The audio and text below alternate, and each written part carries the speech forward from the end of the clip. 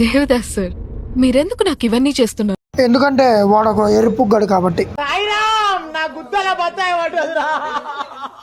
So మరి video పెట్టి చాలా రోజులతో అయిపోయింది. సరే ఒక రివ్యూ వీడియో అప్లోడ్ చేద్దామని చెప్పి డూడ్ సినిమా రిలీజ్ అవుతుందని డూడ్కి వచ్చాను. మరి రివ్యూ అయితే మార్నింగ్ ఇవ్వాలి, కానీ 30 రూపాయల కోసం ఆశపడి స్క్రీన్ దగ్గరికి వచ్చి టికెట్లు అడిగితే హౌస్ఫుల్ అయింది దెంగేమన్నాడు. సరే ఎలాగో వచ్చాం కదా, ఎలాగ తప్పదని మధ్యాహ్నం మ్యాట్నీకి అయితే వెళ్ళాను అనమాట. వెళ్ళి కూర్చున్నాను. మూవీ అయితే మొదలైంది. ఫస్ట్ హాఫ్ వచ్చేసరికి కామెడీగా, ట్రాజడీగా, టిపికల్ ప్రదీప్ రంగనాథన్ గారి స్టైల్లోనే వెళ్ళింది. ఆ తర్వాత ఇంటర్వెల్కి అయితే ఒక ట్విస్ట్ వచ్చింది. మరి ఆ ట్విస్ట్ చూడగానే బుర్ర అయితే ఫ్యూజ్లో ఎగిరిపోయినాయి అనమాట.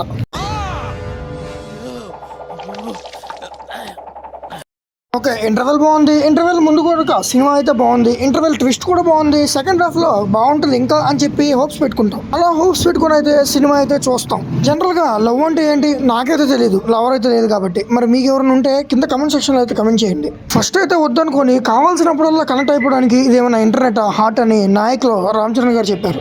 ఎస్, రివ్యూ చెప్పరా అంటే ఈ సొల్లు అంతా ఎందుకు చెప్తున్నాడు అని మీకు అనుకోవచ్చు. మీకు అది మూవీ చూస్తే ఖచ్చితంగా బాగా అర్థమవుద్ది. మరి మూవీ అయితే ఫస్ట్ హాఫ్ చాలా ఎంగేజింగ్ గా, ట్విస్ట్ మీద ట్విస్టులతో కామెడీగా బాగా తీసుకెళ్లారు. And yeah, previous Pradeep Ranganathan గారి స్టైల్ వైబ్ అయితే వస్తుంది. అండ్ అఫ్ కోర్స్ ఆయన ఆ జనరీకే కరెక్ట్ గా అండ్ పర్ఫెక్ట్ గా సూట్ అయితే అవుతాడు అనమాట. సెకండ్ హాఫ్ వచ్చేసరికి మెలికలు తిరిగిపోయి కుదిపి కుమ్మేసి కల్లేసి మెల్లేసి ఇలాంటి ఎమోషన్స్ అయితే వస్తాయన్నమాట. మరి ఆ ఎమోషన్స్ అయితే ట్రూగా లవ్ చేసి దేవదాస్ టైప్ పర్సన్స్ అయితే కనెక్ట్ అవ్వచ్చు, కానీ నాకైతే చాలా చెత్తగా అనిపించాయి. అండ్ ఎస్, ఆర్య 2 వైబ్స్ కూడా ఈ ఫిల్మ్లో అయితే గట్టిగా వస్తాయి అనమాట. ఇందులో కనిపించేది మీరు ఎప్పుడు చూడండి, కానీ ఎక్కడో చూసామే 5-6 ఏళ్ళ కింద అన్నట్టు అనిపిస్తుంది అనమాట. మూవీ మీరు కానీ చూడాలనుకుంటే ఎంటర్టైన్మెంట్ గానే ఉంటుంది ఫస్ట్ హాఫ్ వరకు, కానీ సెకండ్ హాఫ్ అయితే ఖచ్చితంగా మరీ ట్రూ లవ్ స్టోరీస్కి అయితే కనెక్ట్ అయితే అవ్వచ్చు, కానీ కుర్ర వాళ్ళందరికీ తుప్పా స్టోరీ అనిపిస్తుంది. మరి హీరో అయితే తన మనసులో లవ్కున్న పరమార్థాన్ని చెప్పి హెల్పింగ్ నేచర్కి కేర్ ఆఫ్ అడ్రస్ గా బ్రాండ్ గా మారిపోతాడు అనమాట.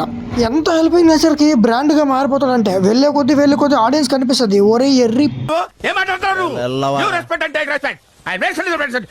ఇది నా ఒక్కరి రియాక్షన్ కాదనమాట. మూవీ అయిపోయిన తర్వాత ప్రతి ఒక్కరు ఆడియన్స్ గట్టిగా అరిచారు ఈ పదం. మరి హీరో అయితే ఎంత హెల్పింగ్ హ్యాండ్ గా తయారవుతున్నాడు అంటే సెకండ్ హాఫ్ లో హీరో అనరు బ్రోకర్ లో తయారవుతాడు అనమాట. మరి ప్రదీప్ రంగనాథన్ గారు హీరోనా బ్రోకరా అని చెప్పి అర్థమైతే కాలేదు.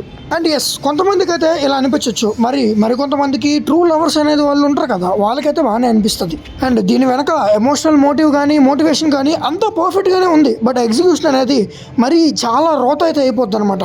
లైక్ మెసేజ్ అయితే మీనింగ్ఫుల్లే, ఫుడ్ అయితే టేస్టీ ఫుడ్డే, కానీ ఆ ఎగ్జిక్యూషన్ అదే వంట అయితే రాంగ్గా ఉండారనమాట.